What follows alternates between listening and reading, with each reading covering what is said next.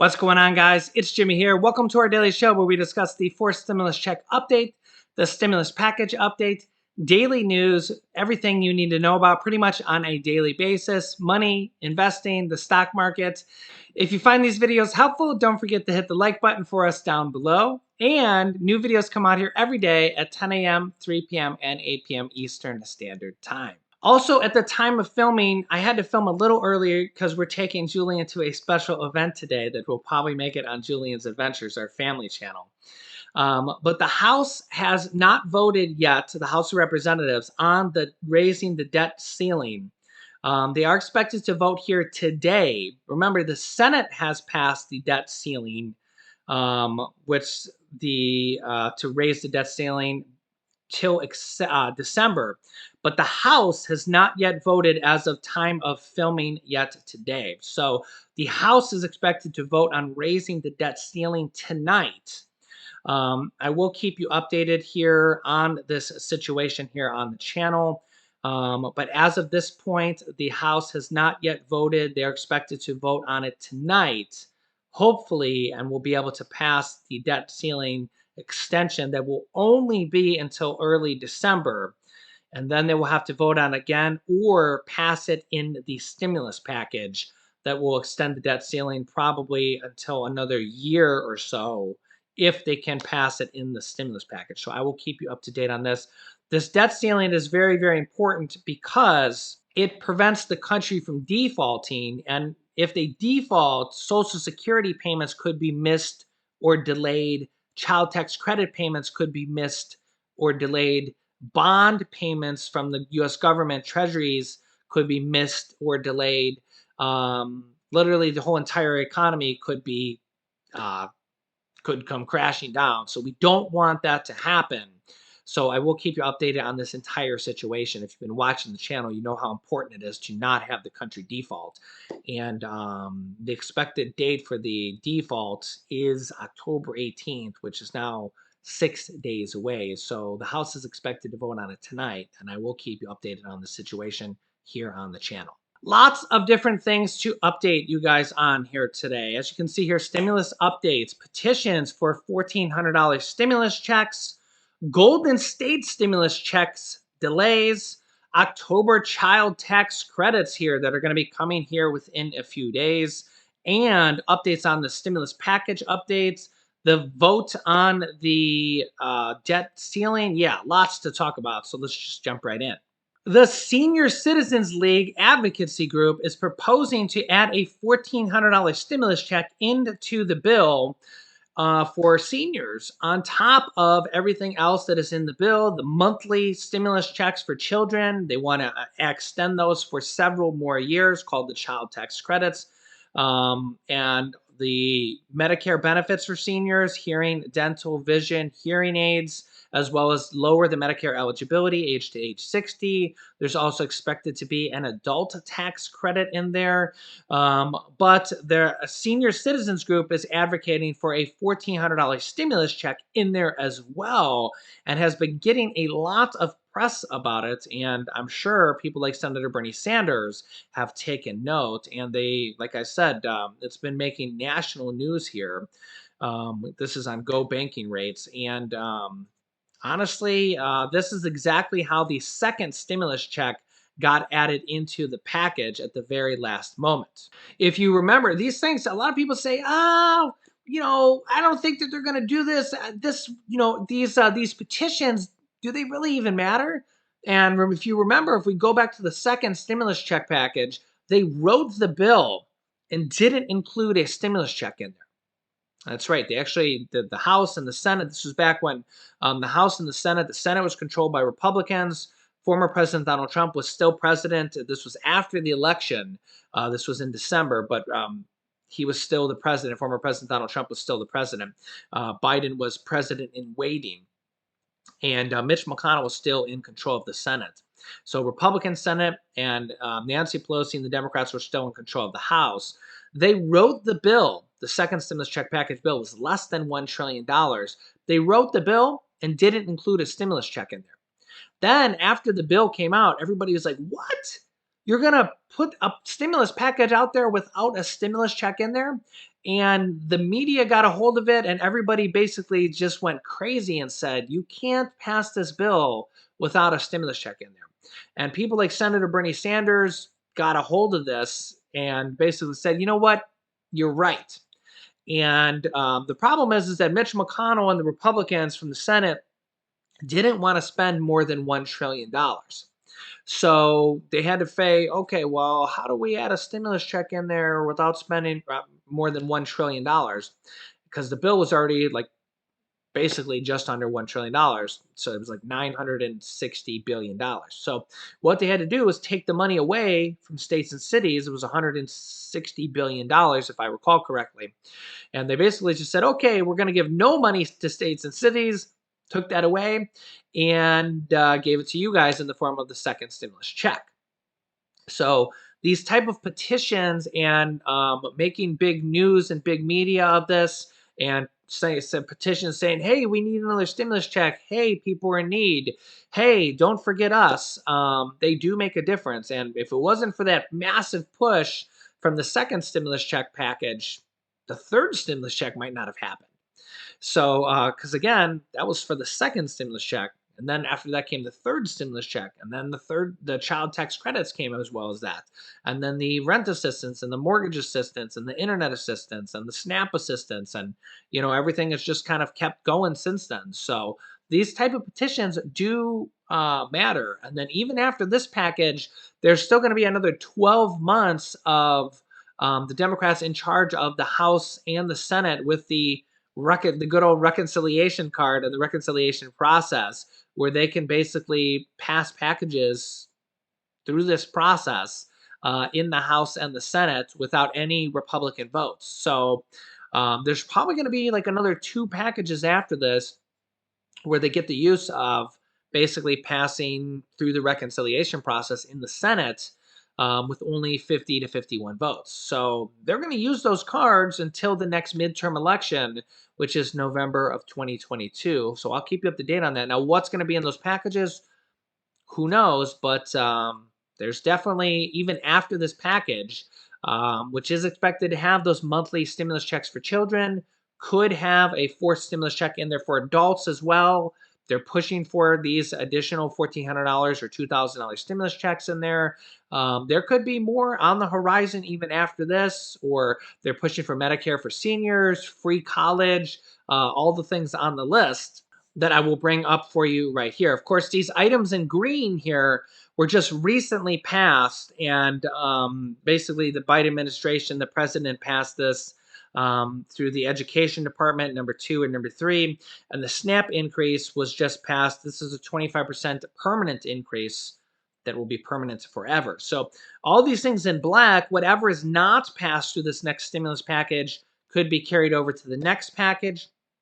And of course, the next package could have other things added to it as well. So whatever is not passed in this package, items in black, whatever doesn't make the cut because they're having to cut the size of it, could just be included in the next package. So just keep that in mind. They do have like basically 12 months until the next midterm election where they get to use these additional reconciliation cards or additional reconciliation processes. So just keep that in mind. So yeah, there's a lot of different things here. Medicare expansion for seniors, hearing, dental, vision, hearing aids, lower the Medicare eligibility age to age 60. Those monthly checks for children called the child tax credits, $250 per month for children ages 6 through 17, and $300 per month for children under the age of 6. That's a total of $3,600 per year, or $3,000 per year for children over the age of 6. But remember, those are going to end at the end of this year if they don't pass this package. They want to extend it till 2025, but that could be in jeopardy as well because now they have to cut the size of this package. So they might extend it till 2022, would only be 1 year. 2023 would be 2 years, or 2024 would be 3 years. So how many years they're going to extend it to? What the income thresholds that is up for discussion. People like Senator Joe Manchin have suggested putting a job requirement on it or an earned income requirement on it. All those things are up for discussion. Child care tax credits. Some low income Americans are going to get child care for free. Other Americans are going to pay no more than 7% of their income for child care. 2 years of free community college is still expected to be in here, but honestly, everything is potentially on the chopping block depending on how much they have to cut the package. Okay. As well as they could include a forced stimulus check in there for adults, not for children, because I'm not saying that children can't be included in addition, but children are taken care of here with the child tax credits, $3,000 to $3,600 per year. So they could include an additional fourth stimulus check in there just for adults, $75,000 and under, or maybe even reduce that a little bit more if they wanted to, and just include it for adults because again, children are already taken care of. They could do that for as low as 100 to 200 billion dollars. I know that sounds like a lot, which is it kind of is, but it kind of isn't because that's really only as low as 5% of the total size of the package. Okay, so that's one of those things that they can include here at the last minute if they want to, and that's why the total size of the package really matters a lot. Total size of the package really matters a lot. So we want them to keep that package as large as possible because all these things in here kind of, the smaller the package, the less of these things they can fit in here. Lower prescription drug prices are a really, really big thing in here as well. Speaking of that, here's an article from 2 hours ago from Business Insider. I like Business Insider a lot. They have some really good, interesting articles. Business Insider says big pharma, pharmaceutical companies, is twisting facts to try and convince you that a new plan to lower prescription drug prices would actually be bad. Don't fall for it. And they're exactly right, man. They are exactly right. How could that not be a more truer statement? And Big Pharmaceutical is launching a huge media ad campaign on the. I mean, you may even see the ads here on YouTube. You may see them on TV. They have thousands of lobbyists on the Hill, on Congress, in the Senate. And they are literally spending millions and millions and millions of dollars to try to combat this stimulus package to not lower prescription drug prices for you. For you, over 100 million people in the United States. Is it 100 or is it 150 million? It's over 100 million people in the United States take prescription drugs. It's 66% of the United States adults. Yeah, it's a lot of people, a lot of people. And I've read so many of your comments here since we've been talking about this over the last few days. So many people say, yeah, Jimmy, I've got prescriptions that cost hundreds or thousands of dollars every month. And some of them, like insulin, are prescriptions that you need literally to survive. I've seen some of your comments saying, Jimmy, I can't not take this. I have to take this to survive. And some of the costs on these are are, are sad, really, really sad. And it's weird because it's like pharma, big pharma, these pharmaceutical companies are your friend in the fact that they make these life-saving drugs. And if it weren't for these pharmaceutical companies, well, where would we be without them, right?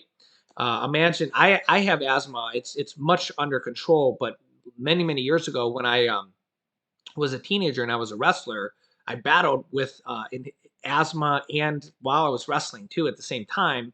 And it's much under control now, but I still take it. It's like an asthma inhaler type of thing, but I really don't take it much.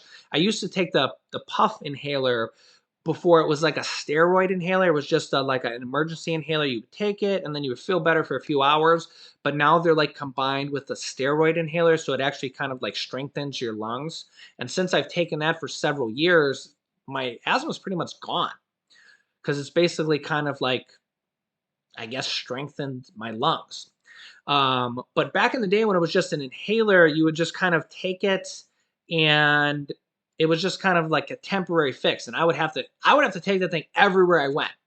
Like I would have to put it in my pocket and my wife would tell you, we didn't leave the house without an inhaler just because it was like you didn't want to go somewhere and not have it. Right? Not that I would like have a tax or anything like that, but it was just like I didn't feel comfortable going somewhere without it. Not that I was like falling down having attacks, which some people do by all means, and I get it, right?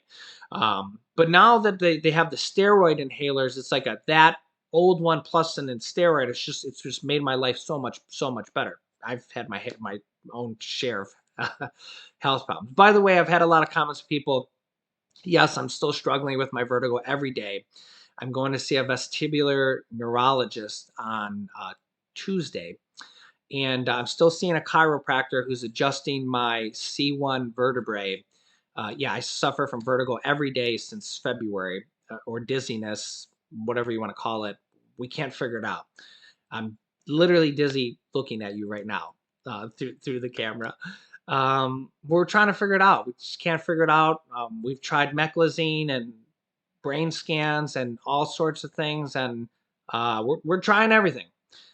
So in some ways, modern medicine is it's a miracle, and in some ways, it's super expensive.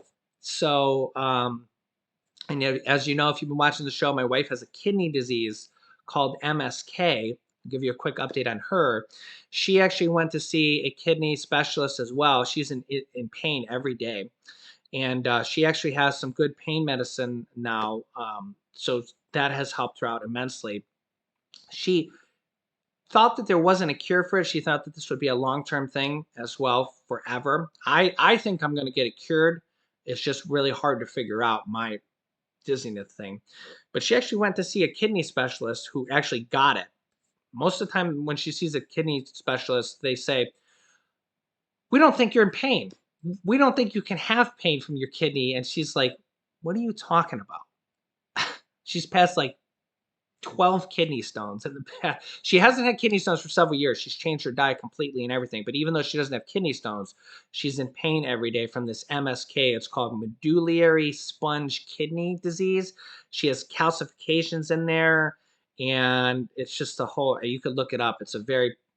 She's in pain every day. But apparently, this doctor said there's this procedure she can go do where they put like two needles in her back. I had it one time done for my back because I have back pain issue as well, which is much better nowadays.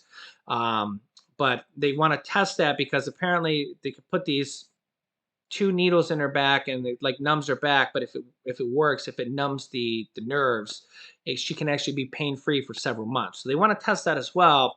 But they also said there was another procedure they can do it. It's a very I don't know if I want to say risky, but it's a kind of a I don't know if I want to say last resort procedure either, but it's a very I don't know the word I'm looking for, but like a high risk maneuver. I don't even know if that's the right word, but anyways, I'll just tell you they can literally take her kidney out, kind of cut all the nerves around it, and just put it back in. And that's as crazy as that sounds. By doing this, it's kind of like a reset, the factory reset for her kidney. But removing or cutting all the nerves of that and just putting it back in apparently can have a 60 to 70% success rate for removing the pain because her kidney is actually perfectly fine. It has perfectly good function rate. It just gives her pain every day. The problem is this pain she has, this bad, really bad pain every day that she has. So yeah, and she's had it for years. I don't know. She's going on 3 years now. So she originally had all the kidney stones, but she doesn't have anymore. She's changed her diet. Doesn't have kidney stones anymore, thank God. But she has this really bad pain every day from this MSK disease. So yeah, I figured I'd give you a quick update on that. But we both kind of have our long-term battles, and I know a lot of you guys do as well. Having your health um, what is it? Health, wealth, and happiness. Health is one of those things that you can pray to God for, and you can change your diet, and you can do your best for. And health and happiness are kind of one of those, two of those things that you can only try your best and pray to God for. And I know we all have our battles, so those are kind of our battles going on here. But I personally think that these prescription drugs and reducing the prices of them, because I mean, modern day medicine is really we just talked about the asthma with me, and hard discuses, I think they're like $200 or something like that. And we have insurance, of course. We have to pay for it ourselves. It's very expensive. I think it's $1,000 a month we have to pay because we run our own business, so we don't have an employer or anything. We have to pay $1,000 a month, and then we have deductibles. Very, very expensive, our insurance. Um, so yeah, we have to pay it out of pocket until we hit a deductible. It's very, very expensive. Um, so yeah, I mean, lowering prescription drug prices is, and I think I've seen all your guys' comments, literally thousands of them over the last several days. That yeah, I've seen so many people say that they literally can't afford prescriptions, literally can't afford them, and we're blessed enough that we can afford them.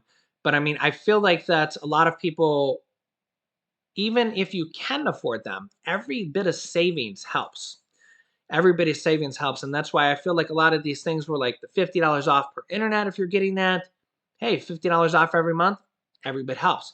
If you get prescription drug pricing savings and you get $50 off that, every bit of savings helps, right? And I really feel like a lot of people are getting, probably have some prescriptions that they can't even afford. And imagine if they can now become affordable. And I really feel like the pharmaceutical companies, they're able to get away with it. They're able to charge the United States and the Americans way, way more than they're charging other countries. And it's actually kind of sick, sad and sick at the same time. And I'm actually kind of proud of Bernie Sanders because he's like he's leading the charge on this. And normally I don't like pick out certain people from either sides, but Bernie Sanders is probably the only person that I kind of like go out for because he's really the only one sticking his neck out for this. How many other people do you see from either side going against big pharmaceutical companies personally? You really can't name very many. He is personally sticking his neck out for the American people trying to get this done. And that headline from Business Insider kind of sums it up. Big Pharma is twisting the facts, trying to convince you that a new plan to lower prescription drug prices would actually be bad.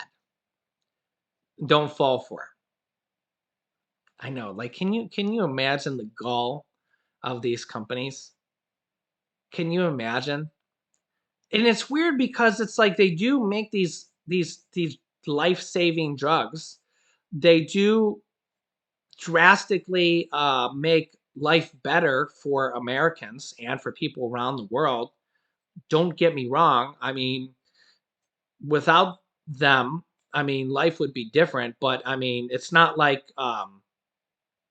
they wouldn't make them, right? I mean, they're the people making them are us, right? We're people. It's not like they're a different breed of people, right? It's the people are us, right? But it's just like they're allowed to just gouge the American people, and they're not gouging other companies or other countries. And that's why I every time I look at this tweet from Bernie Sanders, it just it's crazy. The cost to manufacture one vial of insulin is $6. It costs them $6 to manufacture a vial of this specific type of insulin, and they sell it to other countries for $7. But yet they're selling it to the United States for 98. So why is it costs them $6 and they're okay with selling it to other countries for $7? And if they're okay with selling it to other countries for $7, why are they selling it to the United States for 98?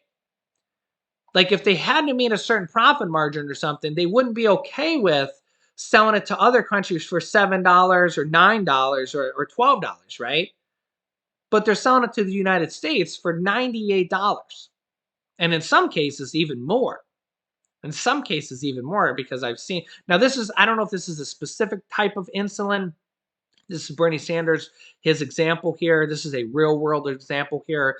I know that some types of insulin might be more or less or something along those lines. But this is Bernie Sanders' specific example here. He says the American people should not be forced to pay the highest prices on the planet for prescription drugs. And he's right. He's right. This is one of the biggest things here in this package And 2/3 of Americans take this. So this is a really big thing here. And even if you don't get lower, if you don't take prescription drugs, chances are maybe your husband or wife does, somebody, your son or daughter does, somebody in your family does. I mean, or you will eventually, right? I mean, at some point, we're probably all going to. I mean, I think it's probably pretty rare if nobody, if you don't take any type of prescription drugs at all. Or maybe you get them for free through your insurance or through Medicaid or something along those lines. But even if you get them all for free, you got to kind of feel for everybody else who's paying for these and paying for them out the nose, because I do. I do, and I've seen so many comments from everybody in the comment section, and I really hope that this is one thing that gets done in there, as well as the Medicare benefits for seniors and lowering the Medicare eligibility age for age 60. I've seen so many comments on that as well, saying, you know what, Jimmy, I could really use these extra benefits: hearing, vision, dental, hearing aids, hearing aids. I've seen people say that the hearing aids are over $5,000 and you just can't afford them, and it would be a blessing to be able to get them. So, yeah, I really hope that as well, and I hope that is included. We don't know exactly how it's going to work, if they're going to be 100% free, if there's going to be a copay or anything like that, and we'll have to see. But I hope that there's going to be a lot of these things that make it to the finish line, get completely done, and a lot of these things are really going to help a lot of people. So, and they're not like and remember, those benefits are benefits that are going to go on forever. The lower prescription drug prices are benefits that are going to go on forever. So if you save $10 a month, $20 a month, $30 a month, $50 a month, those are benefits that are going to go on forever.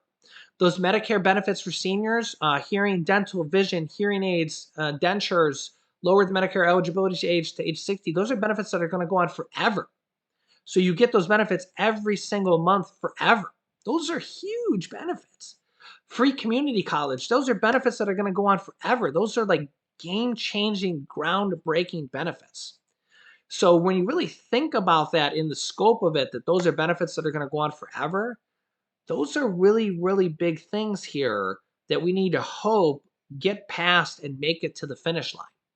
And they're really kind of struggling with these prescription drug pricing because big pharma's fighting it. We have some of these moderate Democrats that are like maybe in the pockets of the big pharmaceutical companies. They're like, yeah, we don't know if we want to pass it. We don't know if we want to change the wording on it. So we got to really hope here. Write your senators, tweet them, email them. You can Google who's against it, Joe Manchin, Kirsten Sinema, and put pressure on them. Make sure that they're going to pass these things, because they're really good for the American people. I mean, paying lower prescription drug prices is a good thing. It's a good thing. So I'll keep you up to date on everything. New videos come out here every day at 10 a.m., 3 p.m., and 8 p.m. Eastern Standard Time. Don't miss any videos at this point. Make sure to subscribe down below. It's completely free to do so. You can click here to watch my newest stimulus check video next. And this video is how there could be $1,400 stimulus checks in the next video. So click on one of those videos. Thanks, guys, and I will see you in the next video.